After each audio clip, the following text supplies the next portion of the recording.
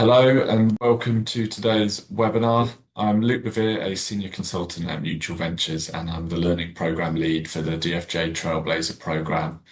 This is the fifth webinar in our end of program series, where over the course of our seven webinars, we are taking a deep dive into the most pressing family justice and children's social care topics.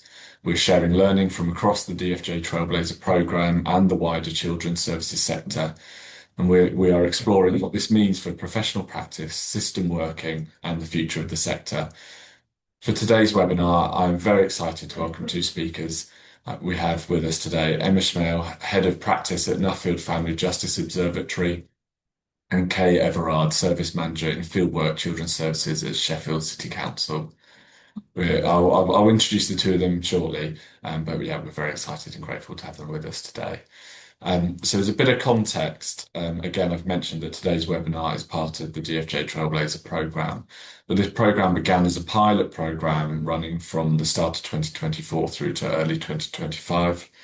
The aim of the program was to reduce delays in public law family justice by supporting 5 DFJ areas to understand what was driving delay locally and to design and implement their own local solutions. Alongside the pilot, a guided learning program supporting a wider group of DFJ areas to work through a similar process was rolled out, and this drew directly on learning from the Trailblazers. This helped spread insight about common challenges and approaches that were already being tested in practice. And building on that work, then the program has moved into a second phase, which you can see on the right-hand side there of the screen. And this was through the National Learning Support Program. And really, this began in September 25, and really it focused on rolling out further the guided learning program to all DFJ areas in England. And it had a focus on sharing learning, building capability, and supporting areas to reflect on and strengthen their own local practice. Through this program, in the past 2 years, we've worked with 26 DFJ areas across England. You'll also see a reference there to the system functionality program. And this was kind of a separate work stream, but it was very much related, but it focused on looking at the family justice system as a whole, looking at what it needs at a national and a local level to work more effectively overall. This included kind of really in-depth look at data, accountability, and how different parts of the system connect.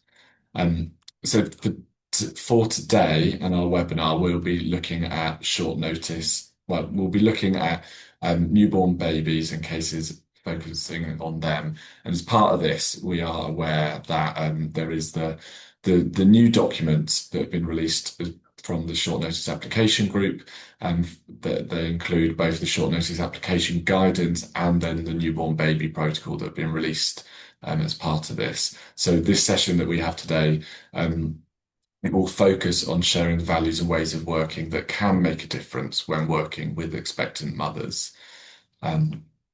Whilst I should emphasise that the consultation on these documents is still open, the documents provide greater clarity on the judicial and court processes for managing short notice applications and judicial expectations for cases involving newborn babies.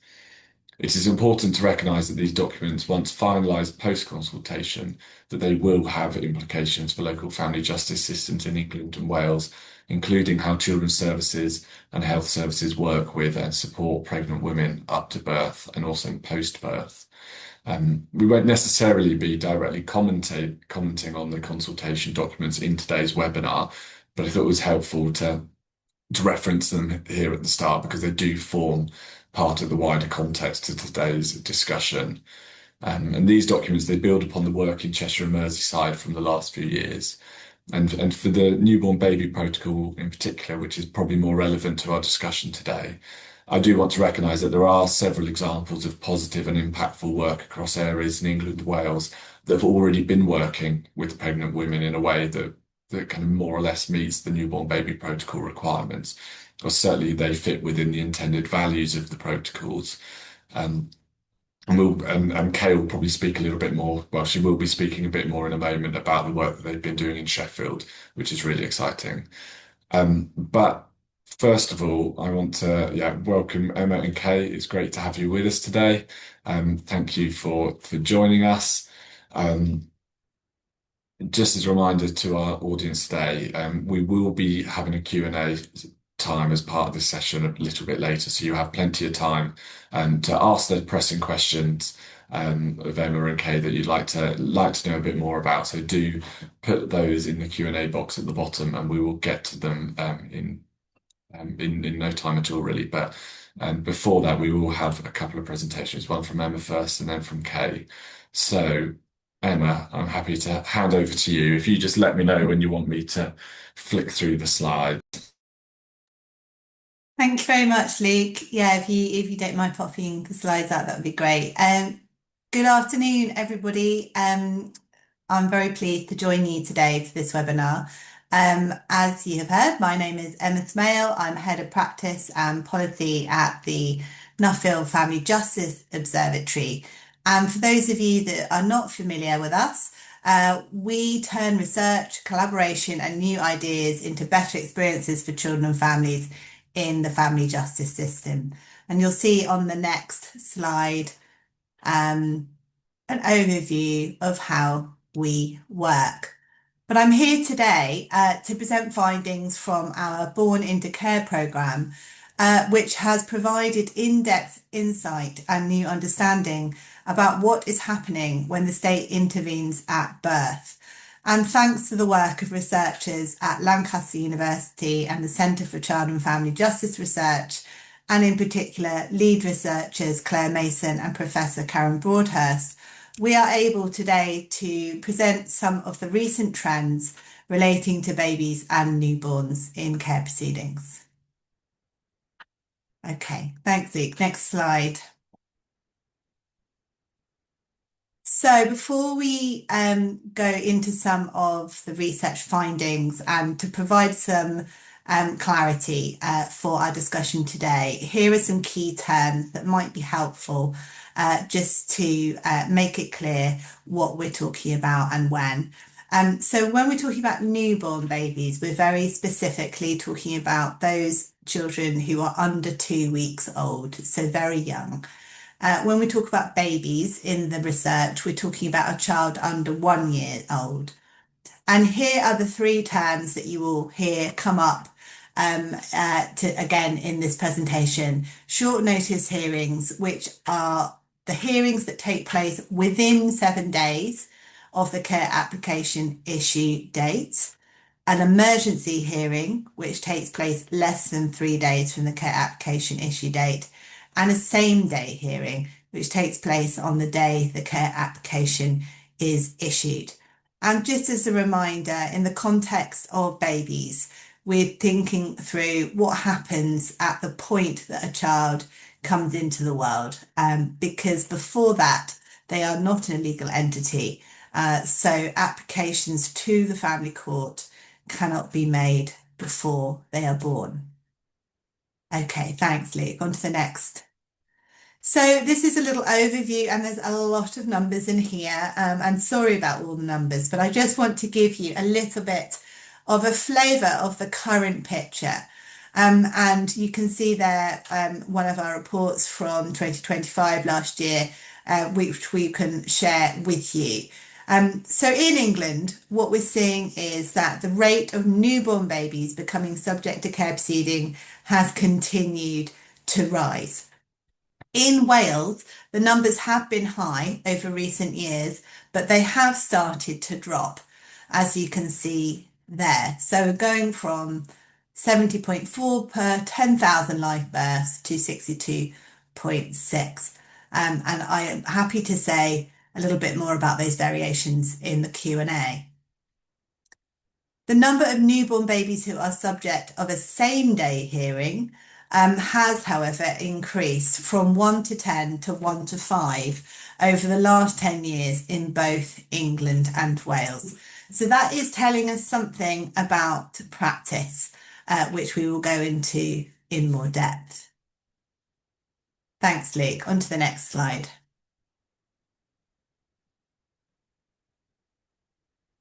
So in terms of care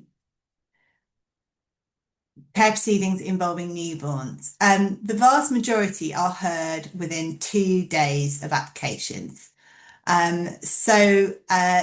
That is that they are hired in less than 3 days of an application being made to the court, i.e., 1 to 2 days after issue. And the data also shows a sizable proportion of cases being heard on the same day across the observational window. So that's approximately 1 in 5 cases. The proportion of cases where the hearing is conducted 7 or more days after the issue date has been shrinking since 2015-16. So that gives you an idea that we are looking at this very short window after the birth of a baby. So on the next slide, we see that there is a similar picture in Wales. The vast majority of cases are emergency hearings heard within 2 days of an application being made. And the picture in Wales is less stable than in England, showing greater fluctuation and variation in hearing types, as you can see there. Interestingly, on the next slide, you can see the regional variation of newborn babies entering care proceedings. Now, you won't be able to read those tiny numbers, but you can see from the different colours there, the different regions and also Wales represented in those little graphs. London has the lowest rate, and it's had the lowest rate every year since 2015-16. Yorkshire and the Humber, the North East, the North West, and Wales have the highest rates. Now, over time, variation has not changed substantially, as you can see from those graphs. But what we would say is that further work is needed to understand the reason behind these trends. Our earlier research at Nuffield Family Justice Observatory has suggested that regional variations in the number of newborn babies may relate to underlying population trends, the availability of preventative services and mother and baby placements, and the quality of legal advocacy and culture. So, as I said earlier, the picture in Wales does appear to be changing and potentially for the better. And there have been some nationwide efforts in Wales, not just to reduce the number of children coming into care, but also to develop preventative practice and specialist pre-birth services, which is potentially impacting upon the numbers of newborns coming into care. Now, we don't have the research which will uphold that at the moment, but we can speculate that that is what's going on in Wales. Okay, so on the next slide, I'd just like to underline that our research is also showing that inequalities persist and babies more likely to be multiple or mixed ethnicity are more likely to be represented in these short notice hearings.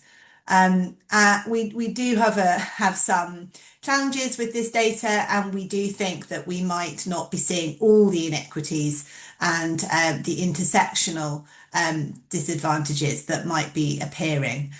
We do know that there's regional variation again. Importantly, our research has also shown that 1/3 of care proceedings involving babies is with a parent with a learning disability. And this is an important finding, which we are yet to really fully explore in terms of what the implications are for practice, and would be really interested to hear any reflections from the audience today. So, many of you will be aware that in recent years, the Born Into Care programme of research has done a huge amount to shed light on what is going on around repeat proceedings or recurrency.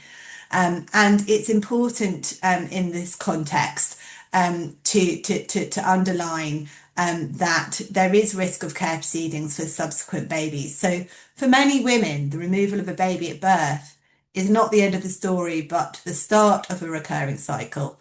And risk of care proceedings for subsequent babies is even higher than previously thought, as identified by the research published last year by Bashar Aru and colleagues in 2025.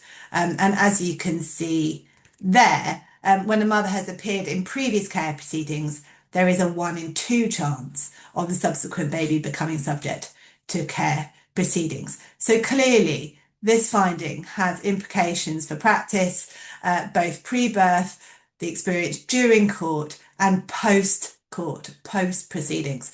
What does the support look like for mothers, for partners, for fathers, and of course for wider family members?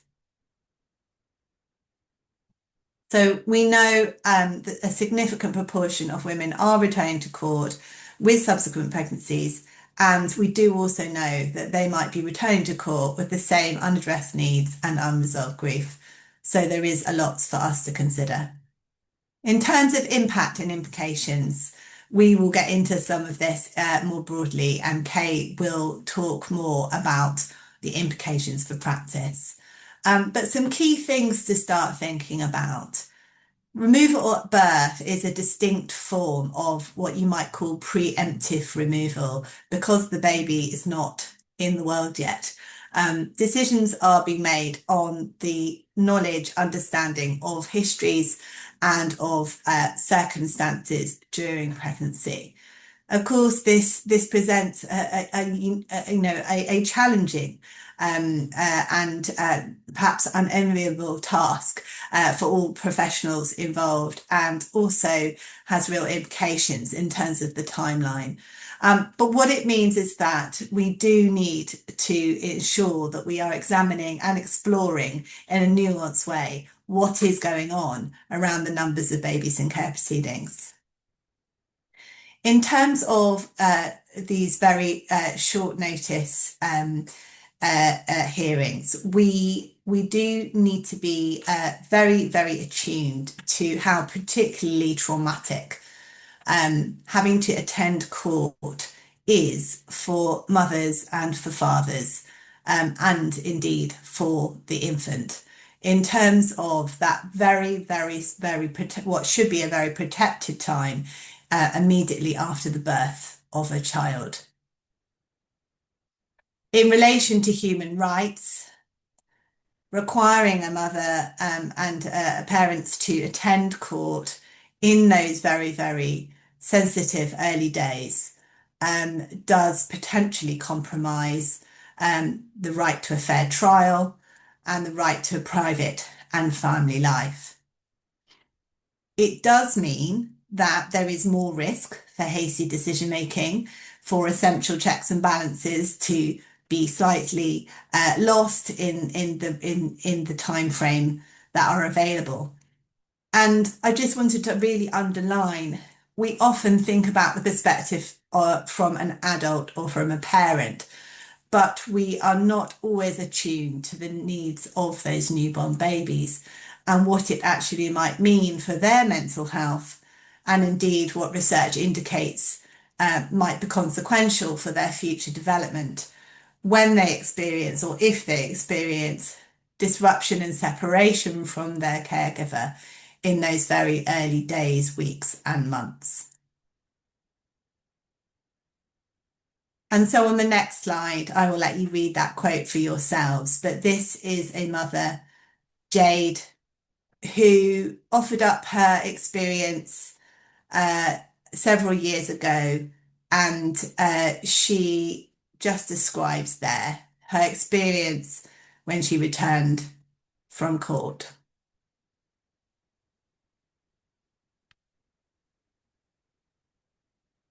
So thinking about going forwards, as Luke indicated on the next slide, thanks Luke, there is a lot of improvement and a lot of change and energy and commitment going on across England and Wales, seeking to improve practice when the state intervenes at birth. And some of you will be familiar with the Born into Care practice guidance, which aims to address concerns that we have already covered today, and underlining the importance of improving pre-birth practice and ensuring that assessment and the support identified as needed happens in the earliest points in pregnancy, and in at least the first or second trimester.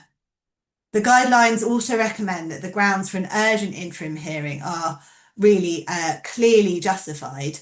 Um, and that there are also is overarching some key principles that can be attended to by all the professionals involved, not least the need to think through, understand, and to practice in a trauma informed way. So on the next slide, just to underline some of the key things that the guidelines really emphasize, the importance of early planning. As I mentioned, um, the timeline of a pregnancy means that the clock is ticking from the point that the pregnancy is identified and known. Thinking through how professionals can come together, can work in a partnership to ensure that they are alongside the mother and also other family members, and making sure there is family inclusive practice and father inclusive practice from those earlier points, really underlining the importance of early preparation, clear communication, and early access to legal information and advice so that parents are familiar with and understand what might happen if they are to enter court close to the birth of their child.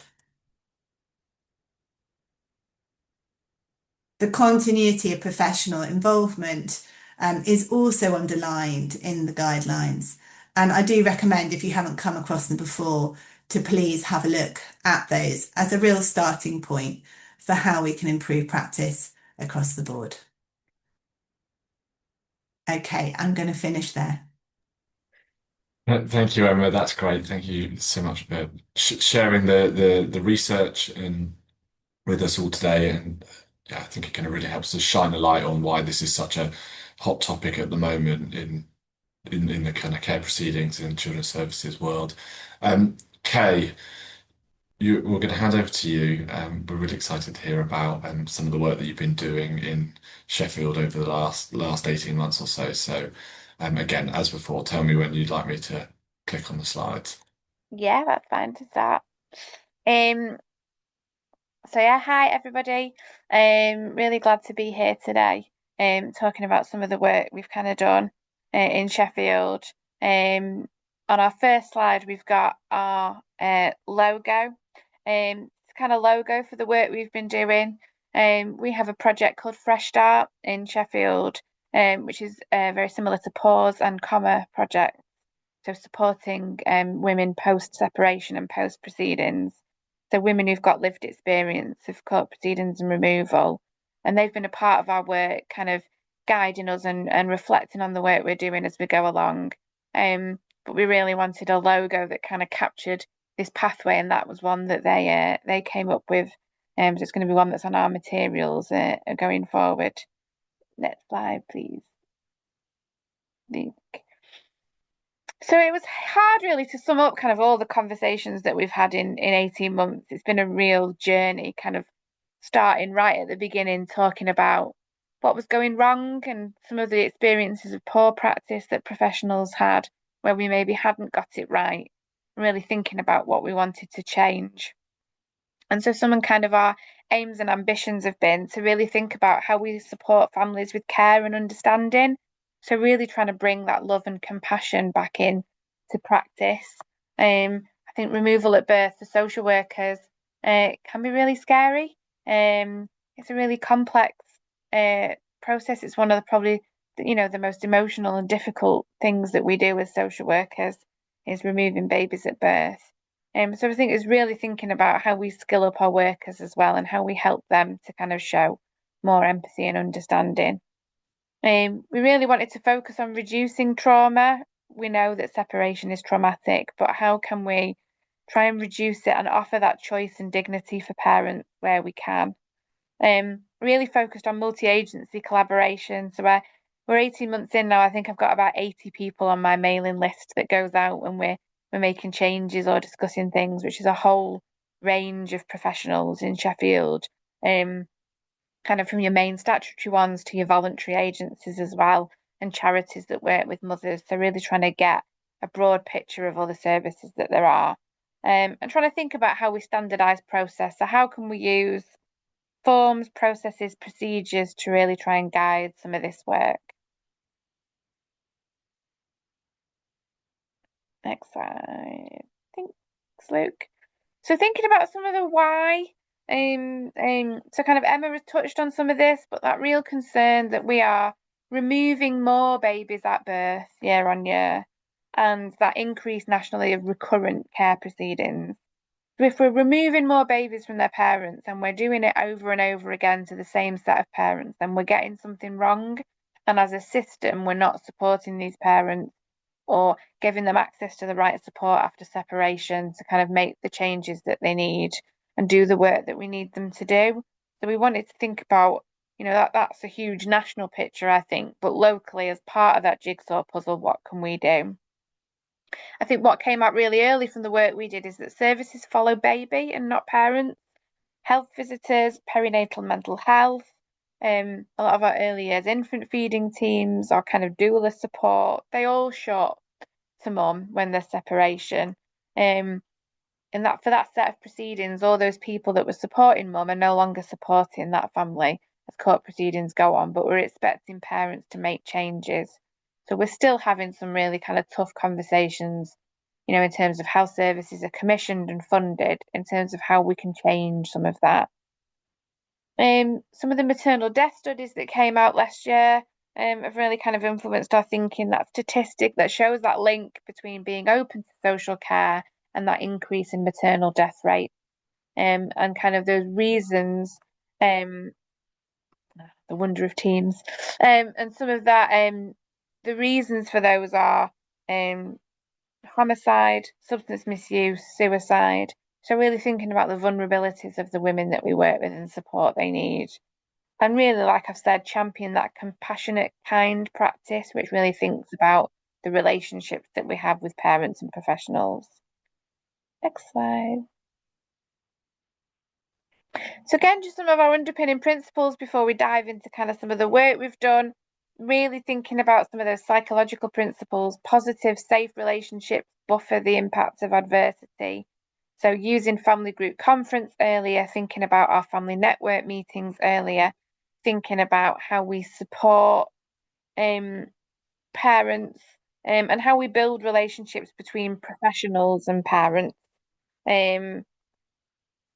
Thinking about how we build capacities, parents' capacity and resilience. And again, some of that is about that family network, professional network, family group conference, actually where parents feel supported, and have a network of support, they're more likely to feel motivated to kind of engage with services and make changes.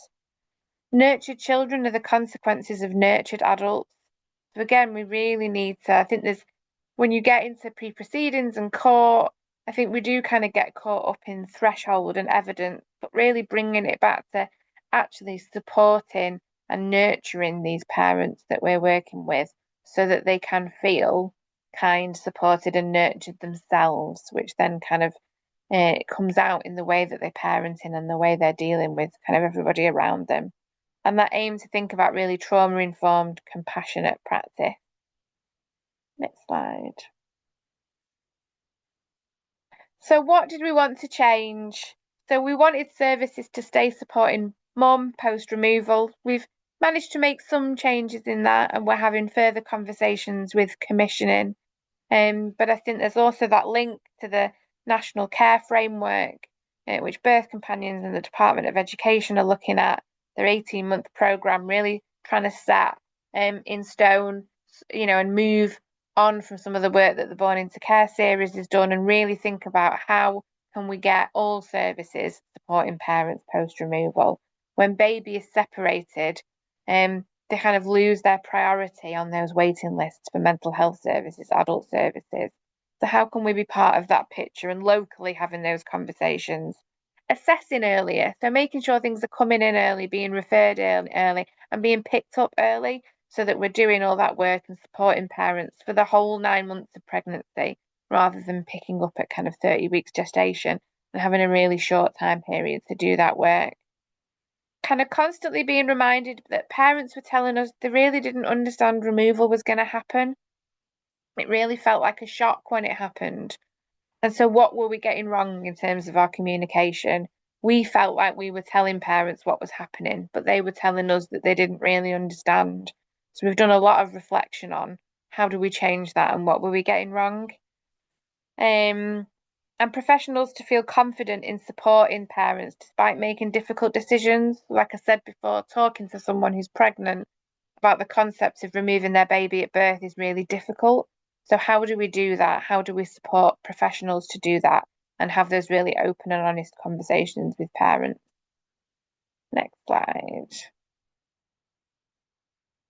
So, this kind of ties in to the newborn baby protocol that has come out in Cheshire and Merseyside. I like our timescales better, but that's a conversation for a different day. But again, that concept of bringing everything earlier. So in Sheffield, we accept referrals to social care as soon as pregnancy is identified. It doesn't matter if a doctor's confirmed it. It doesn't matter if there's been a scan. We will accept that referral as soon as we know, because the earlier we start work with that family, the better.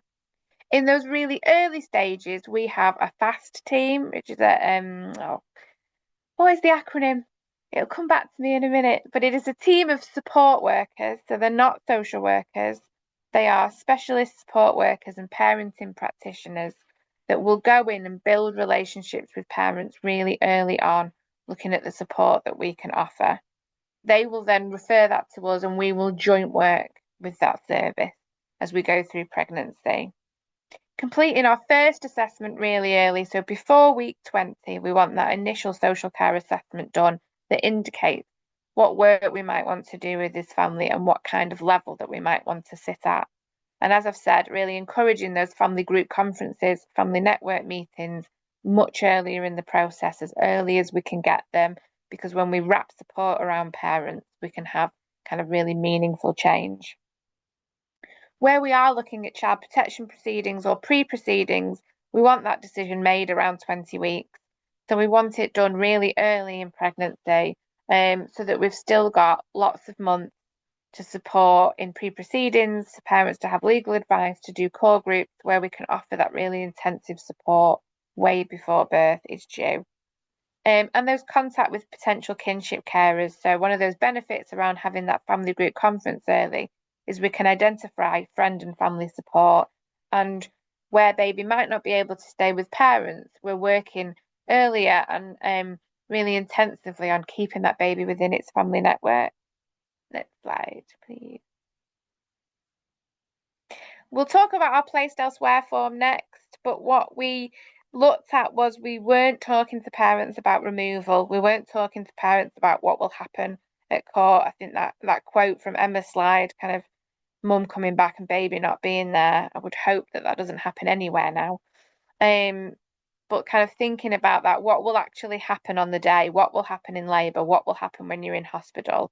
What parents were saying, we felt as a service, we were telling parents that removal was likely. But they were telling us they didn't really understand. So we did a lot of thinking about how trauma can impact on short-term memory. As Emma said, a lot of our parents have learning difficulties and neurodiversity. So again, that processing information, converting it to long-term memory. So we wanted to have lots of conversations about the prospects of removal earlier on and really honest conversations with parents about what will happen. We want our pre-birth assessment. We're currently looking at a standardised pre-birth assessment. We don't have one at the moment and we're trying to build one into our system, but that it's done by week 30 so that we're doing it as early as possible, so that we're not assessing parents in that last few weeks of pregnancy, which I think is really unfair, but that we're also, parents have got a really clear plan of what are the vulnerabilities, what do we still need you to do, what are some of the bottom lines of things we need to see changing or we need you to keep doing that you've started. But if there are wobbles, if those things don't happen, what's the chance of removal? So we're having those conversations earlier with parents. And having our 32-week planning meeting, and that looks around bringing the midwife in with parents and the hospital around what will actually happen. Are there risks? Are there certain people that aren't allowed on the ward? Kind of what will actually happen when mum gives birth. Next slide. So our placed elsewhere plan, it's a document that we created, that we have a Word copy and a copy on our system. So it goes on our Liquid Logic, our electronic children's social care system.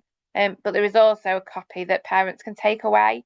They're encouraged to do it with the people they feel safest with. Sometimes that's the social worker, and there are absolutely some bits on the form that really need social worker input because they are around risk. But they can do it with midwives, with their drug and alcohol worker, with their family and friends. It doesn't have to be a social worker. We only fill it in where they're on public law outline or pre-proceedings. So where there is a real possibility of removal at birth, there is that involvement from solicitors and we're having those conversations. And around thinking about what choices can they make at separation, and what can they think about. So it thinks about the real practical aspects of removal. It thinks about whether there are particular religious um, ceremonies that they need baby to go under, that need to be performed, either at hospital or in the first few days of birth. It thinks about, is it kinship carers or foster carers? If it's foster carers, would they like to meet them, and how will we do that? It thinks around skin to skin contact and breastfeeding, and having those conversations with parents, that actually breastfeeding is still possible if there's separation. We're in the midst at the moment of writing our breastfeeding policy, where babies aren't going to live with parents and kind of how that works. One of the really important aspects is our going home plan. So we kind of heard right at the beginning stories about parents going home on the bus or going home on their own or going home to roomfuls of baby equipment that they're not going to use. So we asked, social workers and mums to really think about that and what that might be like. Um, Things around it talks around birthing partners, communication about labour, ensuring that parents have got support, memory making opportunities, and kind of quite a few things kind of that we think about that real how it will happen. Next slide. We have agreement with our lead family court judge that all first newborn hearings, when it's kind of in those first couple of weeks after birth, and particularly at hospital, can be virtual, and can be done virtually so that parents aren't needing to go to court. There is an option of a face-to-face hearing if parents want one, but the virtual hearings are absolutely standard practice and offered to all parents. That when parents leave hospital, there should be 3 plans. There should be one for baby, one for mum, and one for family time, so that we're really clear on what will happen next. And we're very clear that family time should be no more than 72 hours. The only reason it isn't 24 hours is because we have weekends. And so if it's a Friday and it's a foster placement and not a kinship placement, that might be really difficult over the weekend. But being really clear with workers that mum and dad should leave hospital knowing the date, time, and place of the next time they're going to see their baby. And it really ideally should be the next day, wherever we can possibly make that happen. Next slide. Kind of why have we done it this way? I've kind of hinted at this, but what our parents with lived experience said, we do everything we've been asked, but you still remove our children.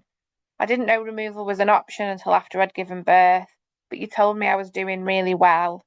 And I think we've talked a lot about those really open and honest conversations, which are really hard with parents and really difficult to do, really emotional, and can be really upsetting for both parents and professionals, but that we need to have them. We talked a lot about that the placed elsewhere form being a great opportunity to go back and revisit and repeat information about that removal is a prospect here, that we may still have to go to court, that might be what happens at birth, and what will happen if we do, and what are the outcomes of that. I think what our fresh start, like I said, is our comma and pause project in Sheffield. I've talked about mums with lived experiences, that a lot of them have neurodiversity and learning difficulties. A lot of them struggle to process information. So we've really tried to embed a lot of repetitive communication in this process, going over things over and over again, so that we can be really sure parents are hearing. Sometimes they don't, I'm not sure how much they're able to digest and hear those really difficult messages. So how do we repeat them? How do we go over them? How do we have them really clearly and honestly with parents so that they're actually hearing what we're saying. Next slide. So we've looked at connection boxes in Sheffield. These are about thinking about a real physical connection between mums and babies in separation. So there's just a picture of one built up. Next slide, Luke.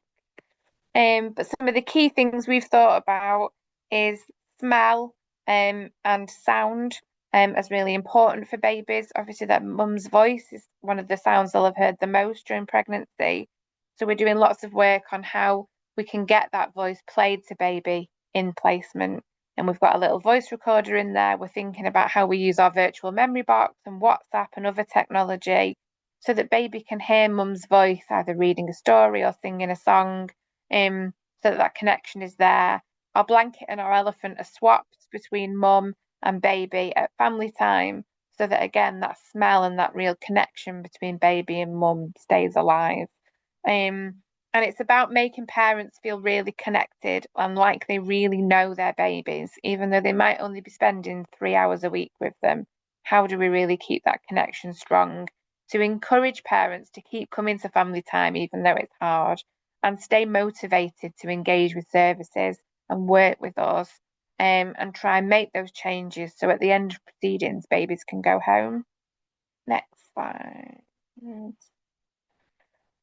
We've had conversations about family time, again, just thinking about making sure it's meaningful. It's not just an opportunity for mum and baby to meet, but it's an opportunity to really teach parents about baby's development, find that real connection between baby.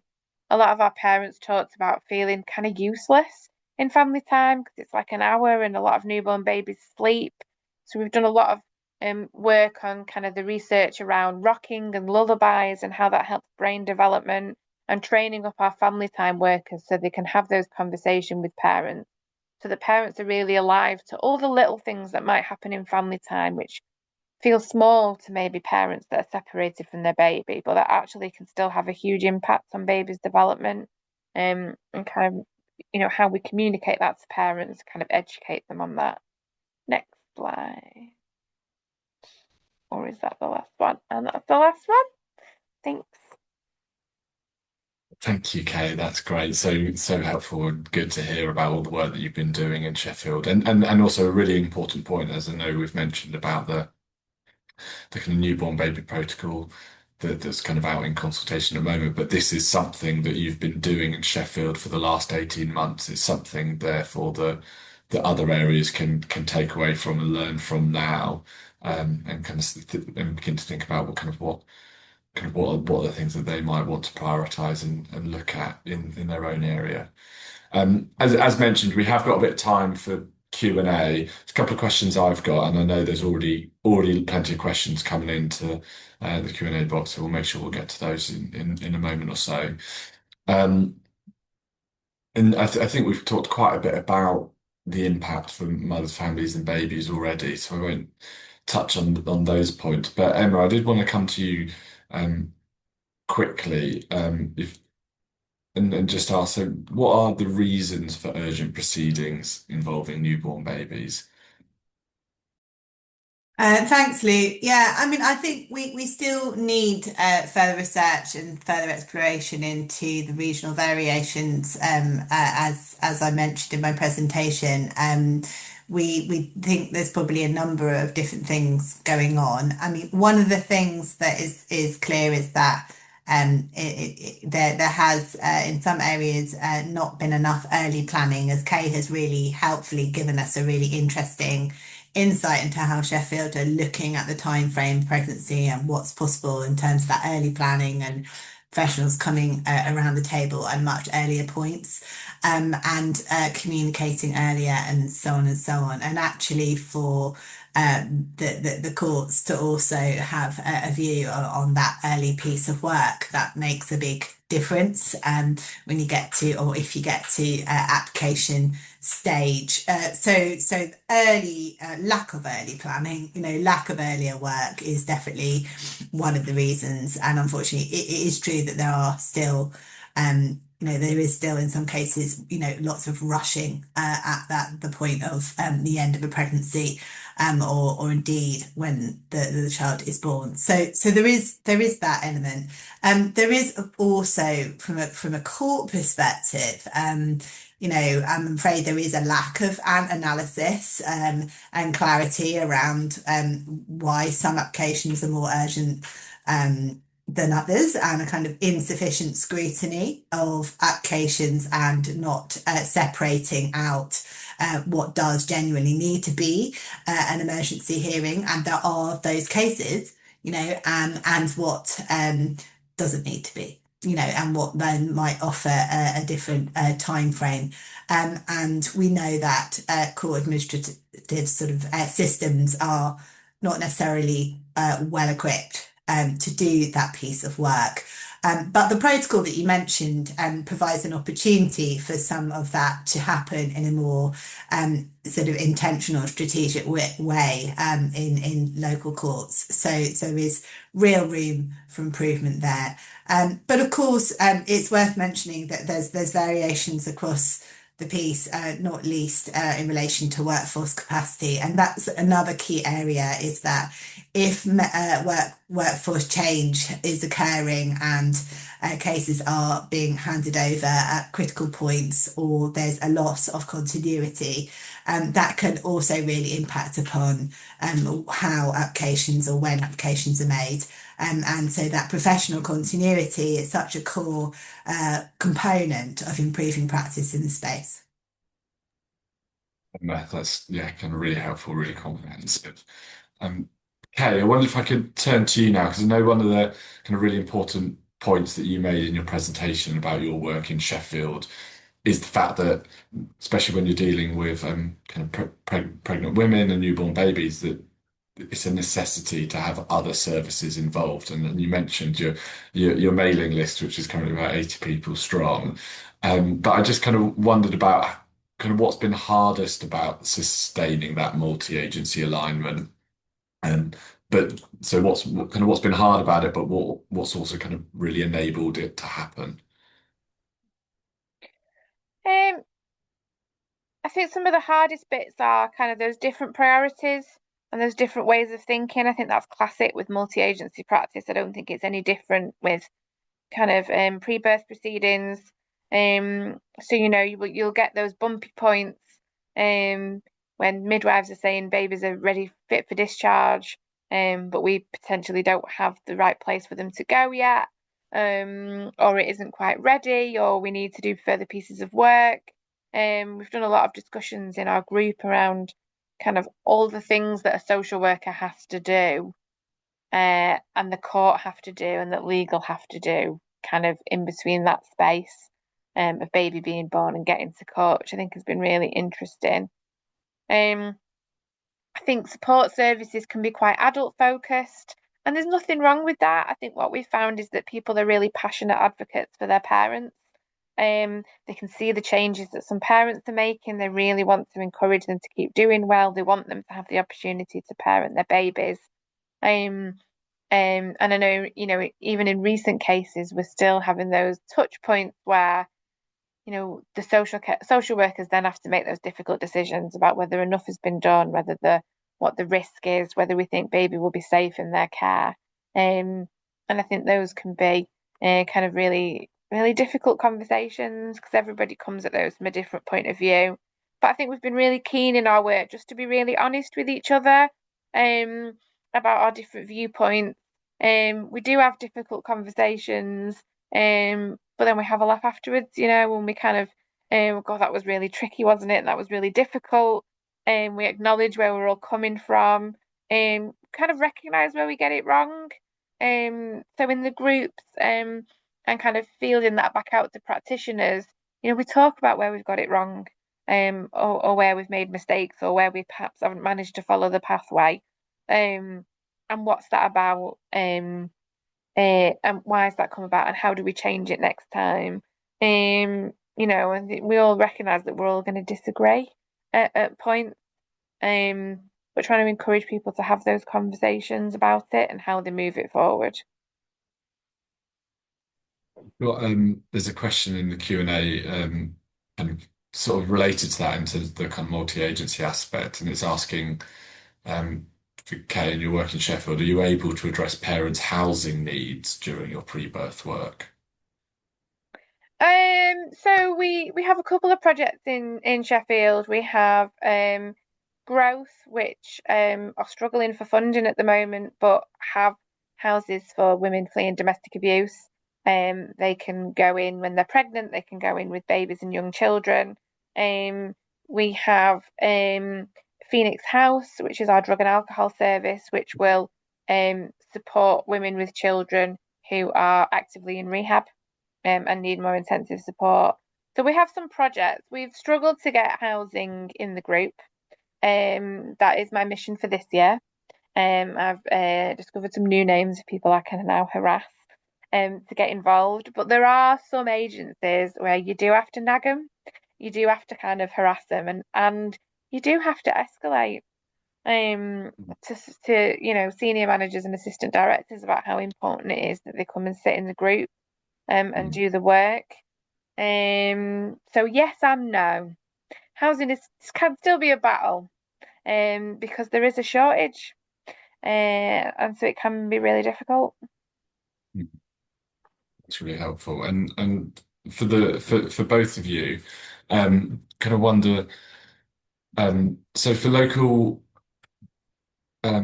areas who are kind of thinking about this a little bit more, um, and they're potentially off the back of the newborn baby protocol, or maybe for other reasons, but they're also particularly thinking about their newborn baby pathway. Kind of where would you suggest that they start their internal conversations, and who do they need to start thinking about getting in the room? I'm not sure who Emma or Kay fancies taking that one on first. I think for us, it's just getting people around the table. So it was just inviting people.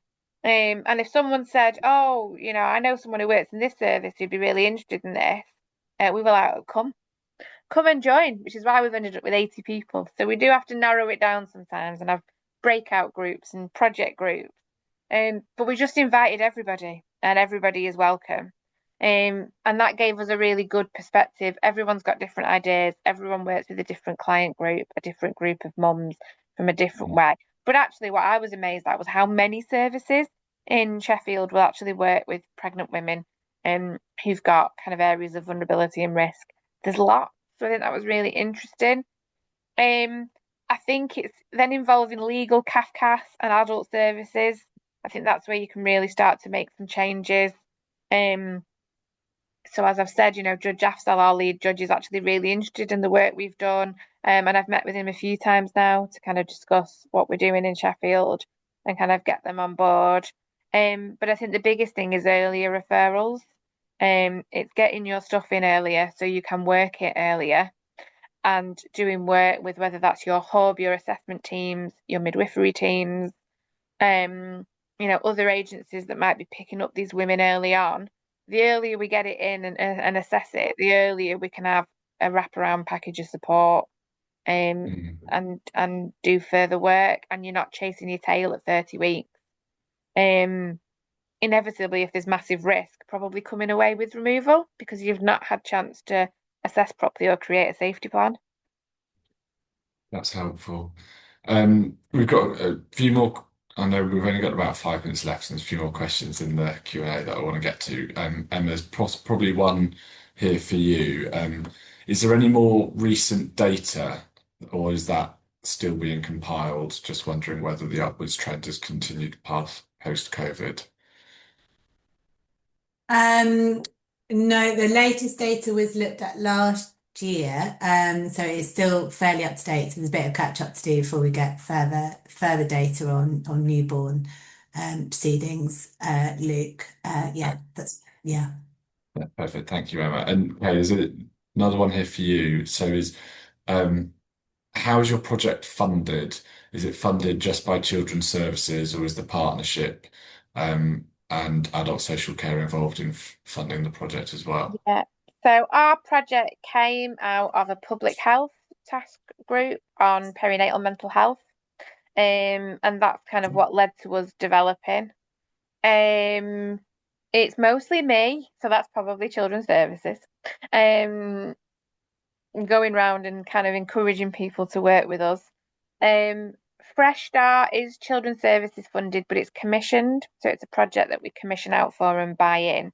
But we're currently looking at expanding that and thinking about the group of women that actually, if they can be involved in that intensive support, where we're diverting them away from. So we're thinking of looking at like probation, adult mental health services, police to kind of look at funding some of that work. Um, Mm. our connection boxes um, are funded through begging for bits of money for people who've got a bit left over. So I know that our drug and alcohol service, so in Sheffield, most of the babies that we remove at birth, it's because there's substance misuse. So we've got some funding from our drug and alcohol services for that work. And our GPs, actually, we've really managed to get GPs involved. So we've managed to get some money for them as well to continue the work. Um, but currently it's me and Mandy, who's my colleague, we harass people for money. That's how we currently fund it. So there isn't a funding stream that we've got settled yet. It's power of persuasion currently. It's, it's surprising how often that's the way things kind of get started organically, and you kind of got to make the case and go from there. A final question from me, before we kind of look to wrap this up, but for both of you, if we return to this conversation in 2 years' time, what would you hope had changed most in how urgent newborn cases are handled nationally? Emma, I don't know, you're unmuted. I'll go to you first. Okay, sure. I think it would be brilliant to see the protocol have an impact. I mean, the protocol is a piece of guidance, but it is for the courts to start looking really seriously at how they can examine their own processes and ways of working, and to do that in collaboration with partners locally, and then have that really changing, I think. Ways of working across our different systems because it's complex, as Kay has really underlined. This is not just one part of the system. It's not just social care. It's not just social workers. There's lots of different professional groups and lots of different systems with their own ways of working in the mix. So in 2 years' time, it would be amazing to see really enhanced collaboration and determination to really improve care for newborn babies. Okay, for you, what would you like to see change in the next couple of years? I think nationally we need to refer earlier and assess earlier. We need that full 9 months to work with parents in proceedings. And it doesn't matter if it's prior to 12 weeks or 18 weeks or 16 weeks. I've worked in local authorities that have used all as a cut off. Referrals inevitably get lost. Where there's a worry, we need to pick it up and work with them. I think for me, some of the thing we're going to tackle, um, I think, recurrent care proceedings are a big issue for me. And I think until we get adult social care, perinatal mental health, drug and alcohol service, really prioritising women who've had a baby removed in the last 12 months, putting them at the top of the list and being really proactive in engaging those set of parents. We're going to continue to have parents that go round and round and round in this cycle, 8, 9, 10 babies removed. Um, because we don't proactively go out and offer the support to them. And until we do that, we're not going to break the cycle. Mm, yeah. Well, looking at the time, thank you again, Emma, Kay. Thank you so much for giving up your time, for coming today, for sharing with us and presenting and answering questions. Thank you for everyone who's attended and watched and listened. And we're very grateful for you giving up your time as well. Just very quickly before we go, I want to flag that we've got a couple more webinars coming up in this series. We've got one on Monday, and we've got colleagues from PAWS and Centre for Justice Innovation speaking about trauma-informed practice in family court. And then next Tuesday, the final webinar will be a great conversation with Lisa Harker, who's the director of the Nuffield Family Justice Observatory, looking ahead and sort of picking up the lessons from the programme and thinking about the future of family justice. So please do sign up for those if you're interested, and there'll certainly be great conversations. But yeah, one final time from me. Thank you again, MOK, and for everyone listening. Look to see you all again soon. Thanks, everyone. Bye.